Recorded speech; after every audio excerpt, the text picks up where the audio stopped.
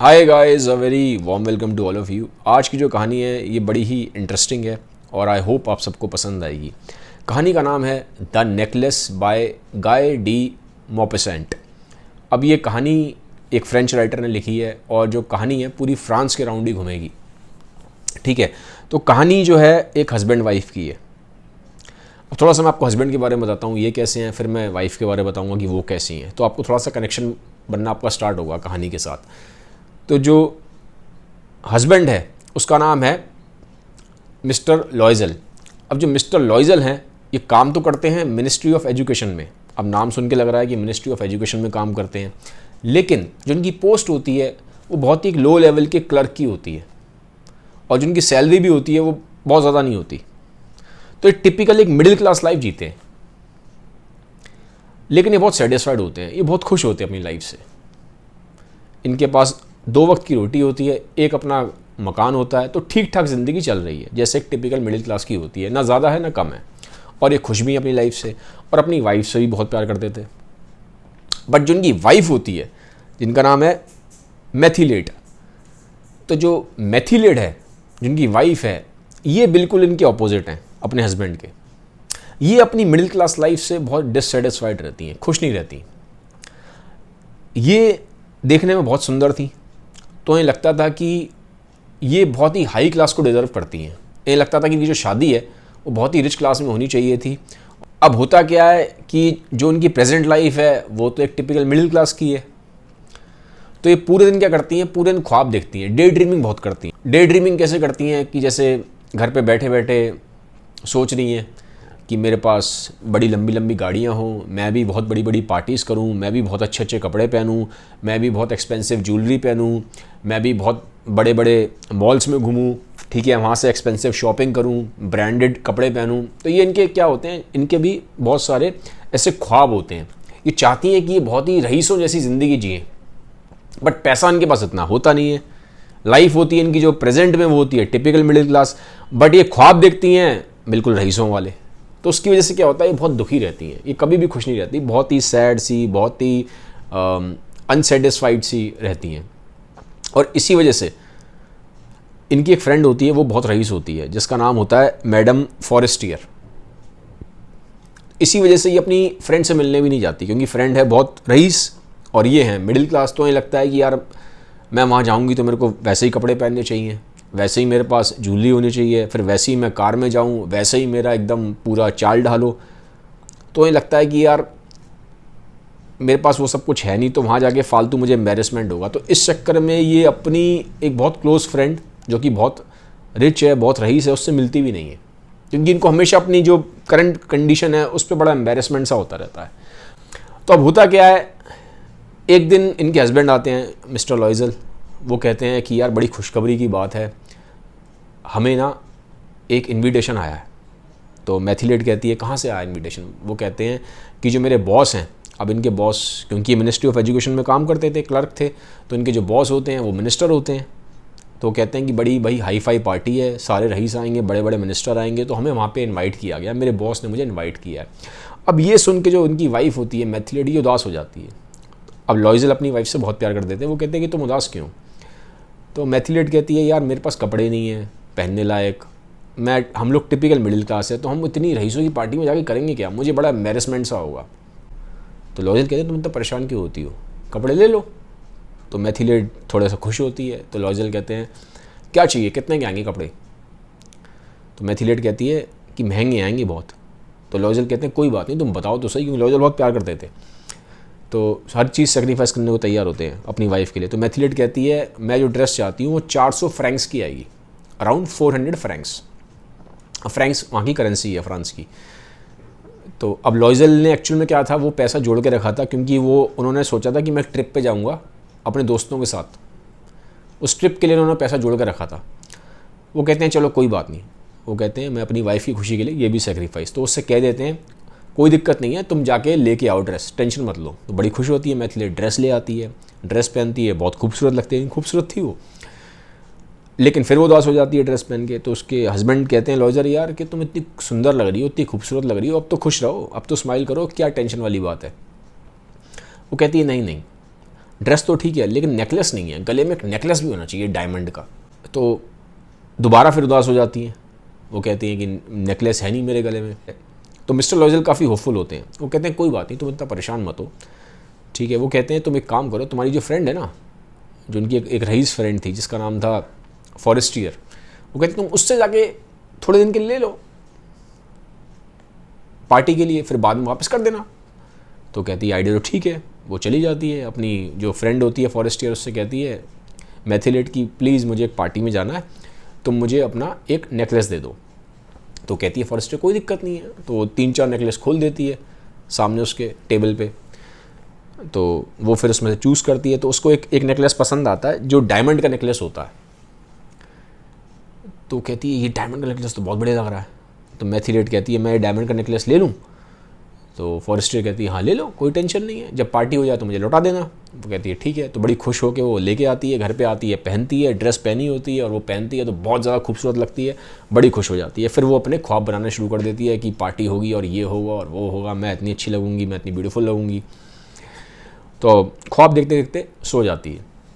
अगले दिन पार्टी होती है। अब पार्टी में क्या होता है, जो मैडम मैथिलेट हैं वो वाकई में बहुत खूबसूरत लगती हैं, वाकई में। जो उन्होंने कपड़े पहने होते हैं, जो ड्रेस होती है, जो नेकलेस पहना होता है, तो पूरी पार्टी में जितने भी लोग होते हैं उनकी सबकी नज़र उन्हीं पे होती है, ठीक है। सब उनको बहुत अटेंशन देते हैं, सब उनके बारे में पूछते हैं कि भैया कौन है, ये कौन है, ठीक है। स्पेशली जितने भी मेल्स होते हैं वहाँ पे, वो काफ़ी अट्रैक्टेड फील करते हैं क्योंकि खूबसूरत थी उस दिन, लग भी बहुत एकदम, कपड़े भी उन्होंने बिल्कुल वैसे पहने हुए थे, एकदम रिच क्लास जैसे एकदम। और जो उन्होंने नेकलेस पहना था उससे जो उनकी ब्यूटी है वो बहुत ज़्यादा उभर के बाहर आ रही थी, ठीक है, एकदम चमकता हुआ तारा, ठीक है, पूरे आकाश में ऐसे निकल के आ रही थी। तो उन्हें बहुत खुशी महसूस होती है क्योंकि इतनी अटेंशन मिलती है। तो जो डे ड्रीम करती थी पूरे पूरे दिन बैठ के, आज वो ड्रीम पूरी हो गई थी एक तरीके से उनकी। तो अब होता क्या है, जो उनके हस्बैंड होते हैं वो तो एंजॉय कर रही होती हैं, ठीक है, डांस वांस करती हैं, पार्टी वार्टी करती हैं, लेकिन जो उनके हस्बैंड है लॉयजल, वो नॉर्मल जैसे थे पहले वैसे के वैसे ही रहते हैं। उस साइड में उनको, क्योंकि रात भर पार्टी चलती है, लॉयजल को नींद आ जाती है। लॉयजल तो 11-12 बजे जाके सो जाते हैं अपने एक कमरे में साइड में जाके। तो 4 बजे तक पार्टी चलती है। मैथिलेट बहुत खुश, सेंटर ऑफ अट्रैक्शन है। 4 बजे पार्टी ख़त्म हो जाती है तो ये जाती हैं, अपने हस्बैंड को उठाती हैं, भैया लॉयजल उठो चलना है। अब लॉयजल कहते हैं कि अब बाहर जाना है, बाहर से कैब पकड़नी है, सुबह 4 बजे का टाइम हो रहा है, रात के 4 बजे हैं, सुबह 4 समझ लीजिए। तो अब उनके पास ना, क्योंकि उस रूम में तो भैया हीटर वगैरह चल रहा था तो टेम्परेचर मेंटेन था, लेकिन जैसे ही बाहर जाते हैं तो बाहर बहुत ज़्यादा ठंड होती है, बाहर बहुत ज़्यादा ठंड है। तो जो लॉयजल होते हैं ना, जब वो उस जगह से बाहर निकल रहे होते हैं पार्टी वाली बिल्डिंग से, तो वो एक अपनी पुरानी एक शॉल निकाल के उनकी जो वाइफ होती है उनके अराउंड लपेट देते हैं। अब जो शॉल होती है वो रईसों वाली नहीं होती, वो प्रॉपर जो उनकी एक जो शॉल थी जो घर में पहनती थी वैसी थी। अब जैसी वो पहनती हैं उनको बड़ा एम्बेरसमेंट सा लगता है, कहीं कोई मुझे देख ना ले, कहीं मेरी रियलिटी बाहर ना आ जाए, भैया मैं तो रईस हूँ ही नहीं, मैं तो मिडिल क्लास को बिलोंग करती हूँ। तो वो ये चाहती नहीं थी जो उनकी रियलिटी है वो बाहर आए, क्योंकि जो शॉल थी वो थी नहीं वैसी वाली, उतनी अट्रैक्टिव नहीं थी।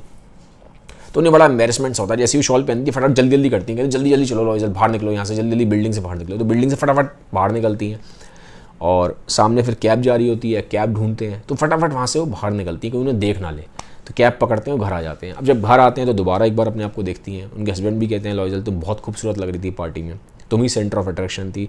तो अपनी तारीफ़ें सुन के एकदम वो बहुत खुश हो जाती हैं, ठीक है। सुंदर हैं, तारीफ़ें सुनने का थोड़ा शौक़ होता है सुंदर लोगों को।